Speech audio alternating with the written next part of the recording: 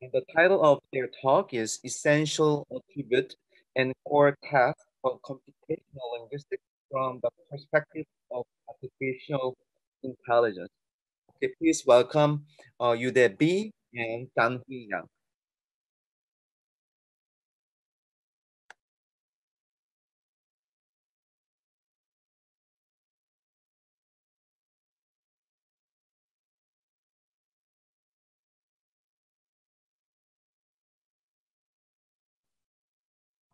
안녕하세요. 네, 안녕하십니까? 들려요? 네, 들립니다, 교수님. 네, 안녕하십니까. 제가 동구복단대학교 필옥덕입니다. 한국어로 해도 되겠죠?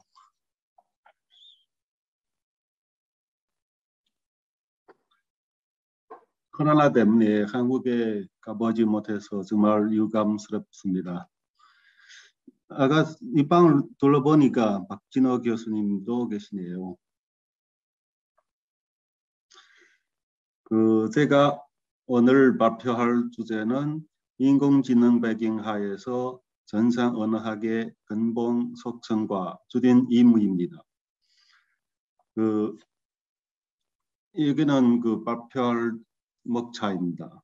첫 번째는 배경을 간단히 소개하고 현 시대 인공지능의 핵심 문제가 무엇인지에 대해서 몇 마디 하려고 합니다. 두 번째는 전산 언어학과 자연 언어 처리의 유래에 대해 간단히 소개해 드립니다. 세 번째는 이번 발표에 줄인 이 내용입니다. 넷째는 맺는 말입니다. 첫 번째 문제이고, 아시다시피 인공지능은 세 단계로 구분되어 있습니다. 첫 단계는 연산 기능이고 그 중에 수치 연산, 데이터 저수 등을 가리킵니다. 두 번째 단계는 감지 지능입니다. 세 번째 단계는 인지 지능입니다. 현재는 제가 보기에 감지 지능과 인지 지능 교차점에 있다고 봅니다. 인지 지능 단계에 내뛰게 되었습니다.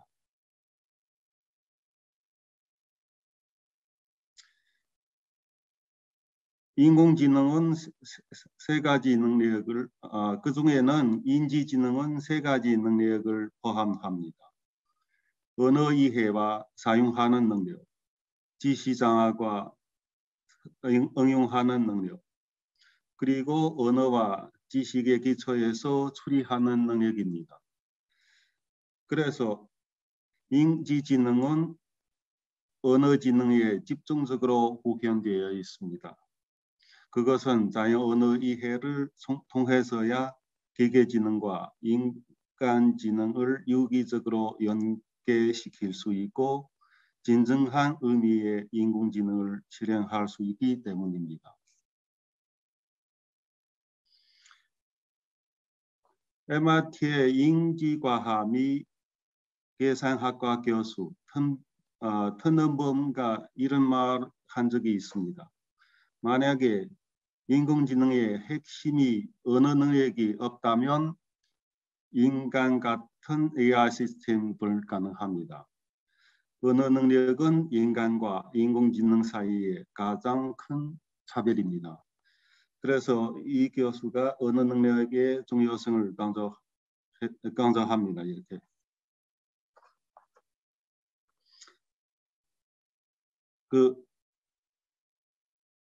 학계에서 많은 학자들도 인공지능에서 자연 언어 이해의 중요성을 많이 강조하였습니다. 어떤 사람은 인공지능은 왕관으로 비유한다면 자연 언어 이해는 왕관 위에 있는 보석이란 말도 나왔습니다.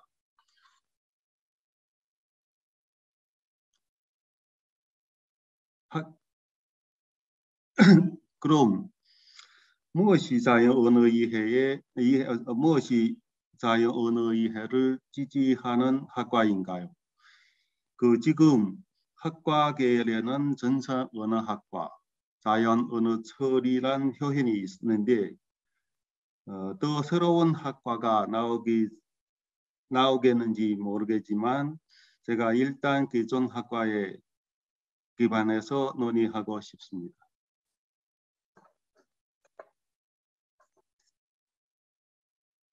두 번째 부분입니다.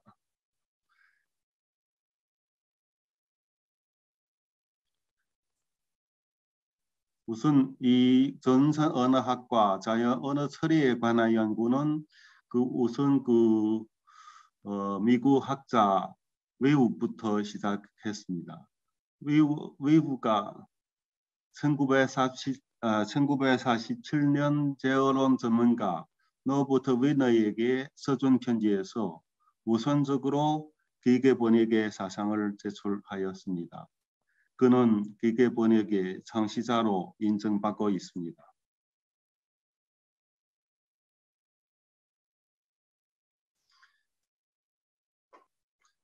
(1952년) MIT는 첫 번째 기계 번역에 관한 회의를 가졌습니다. 후에는 잡지 기계 번역이 처음으로 1954년에 출간하였습니다. 그 잡지에서 전산 언어학이란 표현이 1965년에 처음으로 나타났습니다. 1964년 미국 과학원에서 언어 자동 처리 자문위원회를 열어 기계 번역 연구 상황을 조사하였는데 1966년 완성된 언어와 기계란 조사 보고에서 현 단계 기계 번역을 대대적으로 지지할 수 있는 이유가 없다고, 그래서 기계 번역은 극복할 수 없는 장벽을 넘어갈 수 없다고 지적하였습니다. 바로 이 보고에서 전산 언어학이란 수라가 공식적으로 나타나게 되었습니다.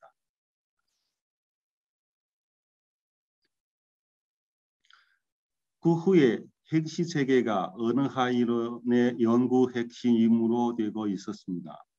전산 언어학은 핵시 체계를 창립하여 활용함으로써 언어 문제를 해결하는 것으로 발전하고 있습니다. 사람들은 인간 언어를 해결하려면 간대한 언어 형식화 체계가 필요하다고 의식하게 되었습니다. 그때 관련 연구들도 두 가지를 포함하고 있습니다. 하나는 이론적 연구들인데요. 전산 언어학은 언어 이론 발전에 크게 이바질 수 있다고 여깁니다. 행시 체계는 내부에서 일치성을 갖춰야 하고 동시에 복잡성을 가지고 있습니다. 그 시기에 나타난 언어학 이론은 이에 대해 잘 설명해주고 있습니다. 다른 하나는 기술면에서의 연구들입니다. 우선 기계 번역이죠.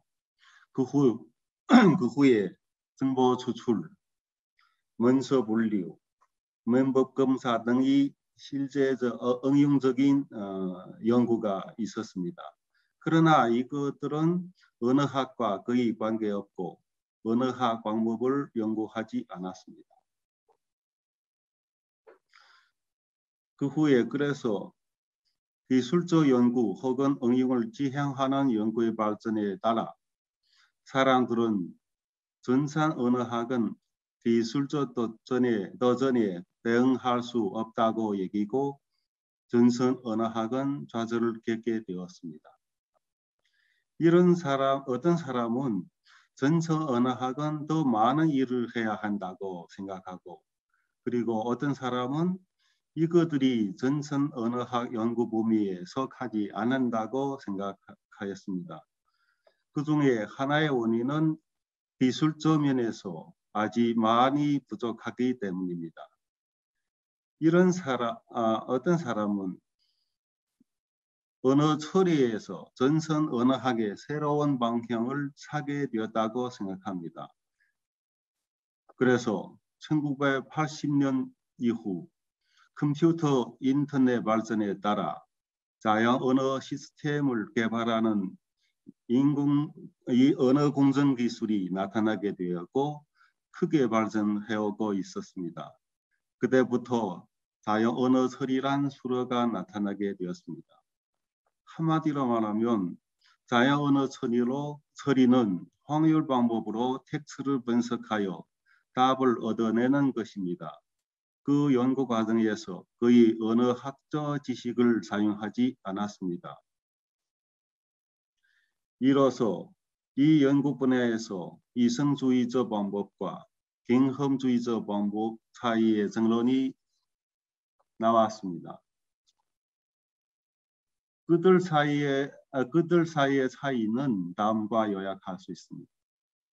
하나는 이성주의 방법은 인간 언어 지식 구조를 연구하고 경험주의 방법은 언어 자료를 직접 사용하는 것입니다. 둘째는 이성주의는 형식적 언어 이론 체계를 기반하고 경험주의는 정보론을 기반하여 언어 현상에 확률 부여하여 연구하였습니다. 셋째는 이성주의는 통상적으로 언어 현상 연구를 통해 인간의 언어 능력에 대한 인식을 얻기 위해서이고 경험주의는 말뭉치를 통해서 통계적 방법을 진행하고 실용적 결과를 얻기 위해서입니다. 여기서 우리는 하나의 예문을 봅시다. The boys will go with a telescope. With a telescope가 수로 보다를 수식한다고 할 수 있습니다. 그것은 통계적인 차원에서 with a telescope가 동사 보다의 덕으로 판단하면 확률이 더 높은 것입니다. 그러나 대다수의 경우에는 정확한 판단이지만 with a telescope가 목적어 어거를 수식한다고 판단할 수도 있습니다. 그래서 통계적 자연 언어 처리는 텍스트를 통해서 이런 지식을 구축하는 데 세계에 관한 직접 경험 혹은 지식이나 언어 지식이 없습니다. 그래서 텍스트 처리는 세계 지식이나 언어 지식이 꼭 필요하다면 통계적 자연 언어 처리는 실천적인 언어 능력 이론보다는 더 큰 도전에 직면할 수밖에 없습니다. 다시 말하면 이성주의보다는 더 큰 도전에 직면하게 됩니다. 2010년 이래 빅데이터, 신경망, 알고리즘, 강대한 연산 능력을 기반하여 딥러닝 기술은 음성 인식, 얼굴 인식, 기계본의 분야에서 커다란 성공을 거두었습니다. 그러나 세계 지식이나 언어 지식 등 전문 지식이 결여하기 할 뿐만 아니라 연관 관계에重시하고 인과 분석과 논리적 추론이 결여하기 때문에 심층적 의미 이해 문제를 해결할 수 없어서 인공지능 시스템의 해석 능력이 부족하고 인간과 자연스럽게 교류할 수 없게 됩니다. 그리고 데이터 규모가 커짐에만 따라 양적 변화를 질적 변화로 일으킬 수 있는지 아직 문제입니다. 그 중에서 과학적 의미가 어디에 있는지 어떤 학자들의 의심을 받고 있습니다.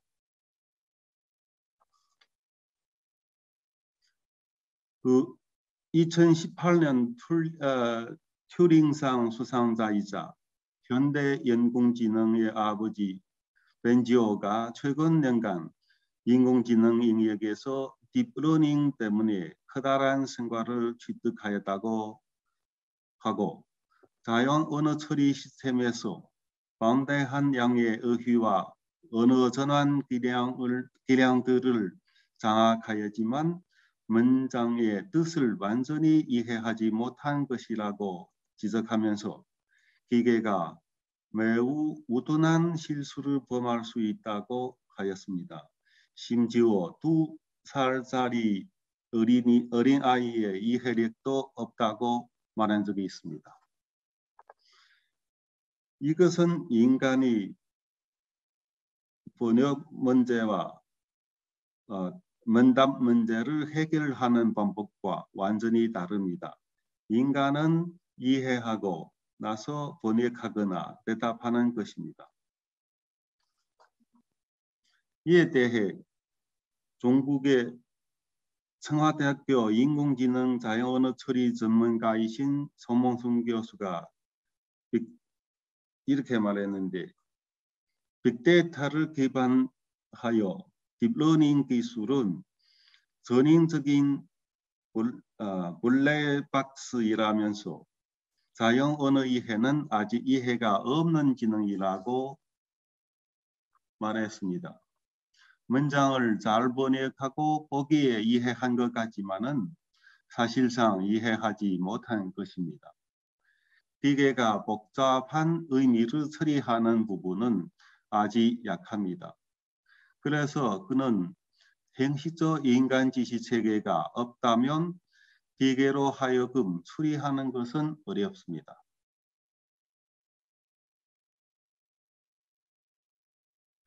인공지능 해석 가능성도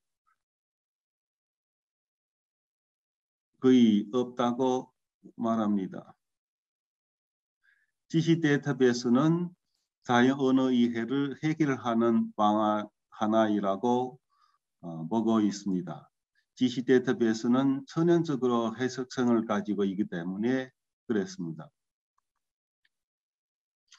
이 사항에 대해서 중국과학원 원사이시자 청와대 교수이신 장발 교수님은 2020년 제6기 중국과학 잡지에서 이런 글을 실었습니다. 그는 인공지능을 세 단계로 나누어서 첫 번째 단계는 지시 기반인데 그중 지시, 알고리즘, 연산력 활용하여 구축하였는데 제2대 인공지능은 통계 기반이고 그중 말뭉치, 알고리즘, 연산력을 활용하여 구축하였고 제3대 인공지능은 지시, 데이터베이스, 알고리즘, 연산력 등 4가지 요소들을 활용하여 구축해야 한다고 지적했습니다.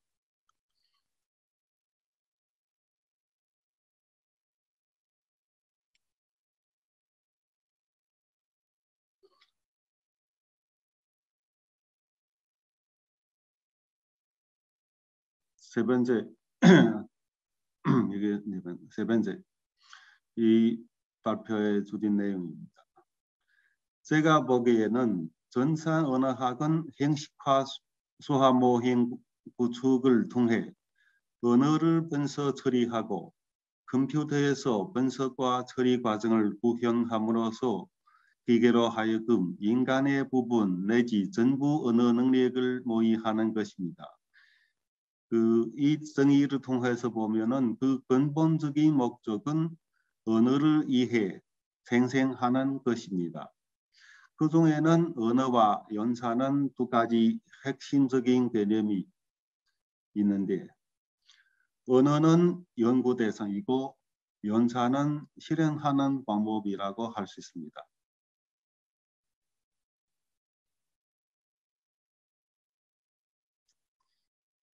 언어는 그 자신의 규칙과 특성이 있고 자연 언어 처리 기술은 언어 분석의 각 단계에 적용할 수 있습니다. 예컨대 형태 분석, 구문 분석, 의미 분석 등등입니다. 기계가 규모가 큰 말뭉치를 기반하여 인간이 발견하기 어려운 언어 현상, 언어 규칙을 발굴하고 동시에 언어 규칙을 효율적으로 검증하거나 개선할 수 있습니다. 이렇게 함으로써 언어와 기술을 융합할 수 있습니다. 언어를 중심으로 하여 언어 규칙 발견, 언어 기제 탐색, 언어 이해를 목표로 하여 언어와 연산의 방법으로 언어의 생생기제와 언어 지시 표상 등 문제를 연구하면 인공지능에서의 해석 가능성 문제 해결하는 데 도움이 될 수 있습니다. 이것은 전서언어학의 본질적인 속성과 학과 내재적 의미라고 할 수 있습니다.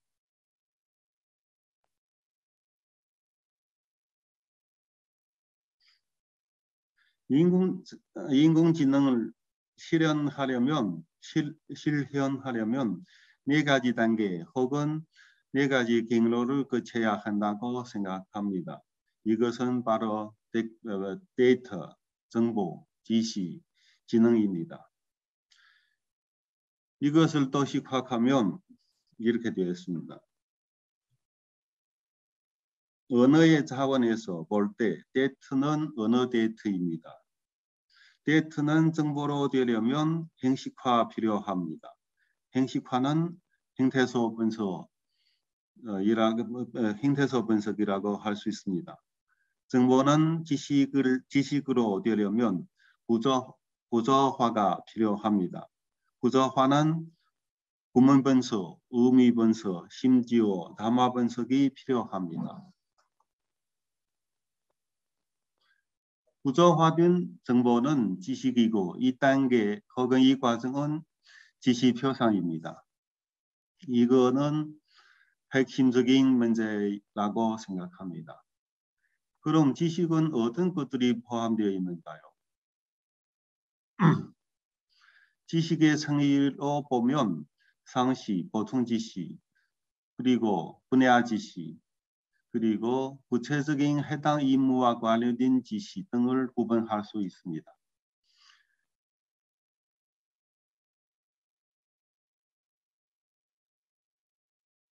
지식은 뭉쳐서 지시 데이터베이스로 형성됩니다. 지시 표상과 지시 데이터베이스를 구축하는 데 언어 지식이 필요합니다. 그 중에 어휘 지시, 구문 지시, 의미 지시, 담화 지시 등이 있습니다.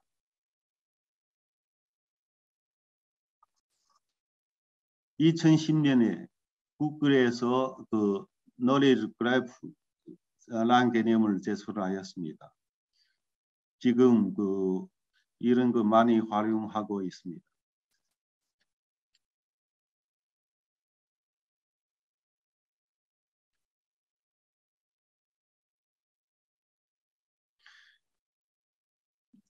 knowledge graph 그 밖에는 사건 지시 그래프는 지금 학계에서 연구하고 있습니다. 사건 지시 그래프는 일반 어휘 지시 그래프보다 더 많은 관계, 현실 논리에 알맞는 관계들을 구현할 수 있습니다. 일반 어휘 지시 그래프는 이원 관계만 구현할 수 있지만은 사건 지시 그래프는 3차원, 4차원 이상 관계를 구현할 수 있습니다. 이 예문은 3차원 관계입니다. MP1, MP2, MP3. 그래서 우리는 이렇게 생각합니다. 인공지능 시대 언어화 연구는 연산 가능하고 조작 가능한 언어 모델을 구축하는 임무를 맡게 됩니다. 그중 언어 기술은 언어 지식의 교납, 표시, 그리고 응용을 포함하는데 핵심 기술, 이것들은 핵심 기술들입니다. 언어 지시 데이터베이스 구축은 핵심적인 임무입니다. 종부 북경대학교 전선 언어학자이신 유삼원 교수님께서 이렇게 말했는데 행식화 수단으로 언어 지식을 표시함으로써 언어 현상을 자연과학적인 해석을 하는 것은 그 중에 목적의 하나이지만 더 중요한 것은 연산 추리입니다. 그것은 형식화된 수단으로 언어 지식을 표상해야 지식을 연산과 추리에 응용할 수 있고 인간의 언어 능력을 노이할 수 있습니다. 전사 언어학 차원에서 현대 언어학 이론과 컴퓨터 과학, 인공지능 등에 관한 이론을 활용하여 언어 자체의 특징을 충분히 고려해 언어 단위에 대해 형식적이고 구조적인 묘사를 진행함으로써 자연 언어 이해를 위한 언어 지시 표현 시스템을 구축하는 것입니다. 한마디로 말하면 지시 표현과 언어 이론의 지도를 받아 과학적이고 합리적인 형식화, 구조화된 표현 방식을 창조하는 것이 이거입니다.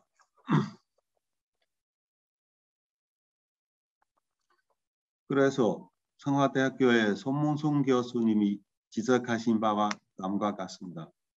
인간의 언어를 이해하고 인공지능 난관을 극복하려면 지식을 기반하여 연구할 필요가 있다고 합니다. 빅데이터 기반 자연언어 처리는 많은 성적을 거두었는데 지식 기반 자연언어 처리가 아직 초보적인 단계에 있다고 합니다. 지식 데이터베이스 기초에서 빅데이터와 지식을 융합한 인공지능 알고리즘이 기대합니다. 그래서 자연언어 이해를 목표로 하여 지시 데이터베이스의 구축은 할 만한 것입니다.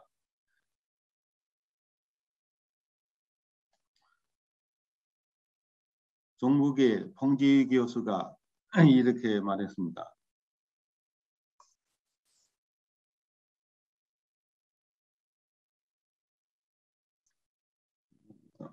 가만히 있어요.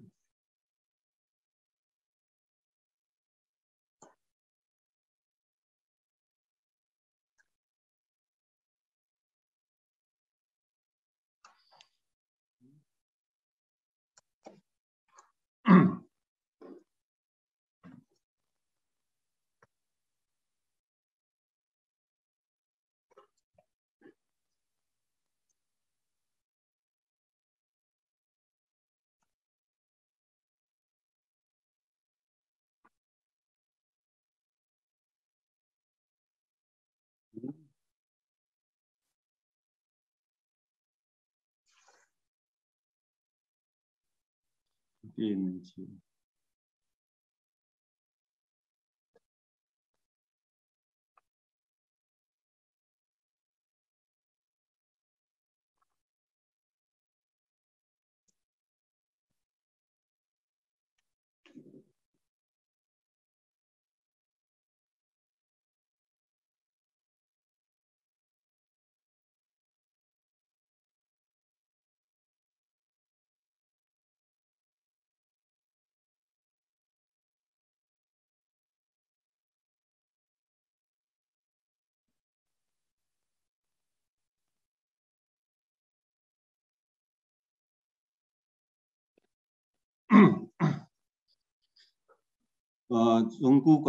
중국 유명한 전문 전사언어학 학자인 홍지희 교수가 이렇게 말했습니다.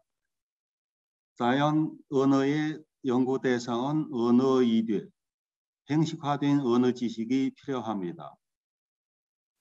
언어학자는 형식화 언어 지식을 배워야 할 뿐만 아니라 수학 지식, 컴퓨터 기술, 인공지능 기술 배워야 합니다. 자연 언어 처리 연구에서 언어학자가 할 일이 많습니다. 그래서 인공지능 시대 자연 언어 이해를 목표로 달성하기 위해 언어학자들이 담당 임무를 수행하기 위해 노력할 만합니다.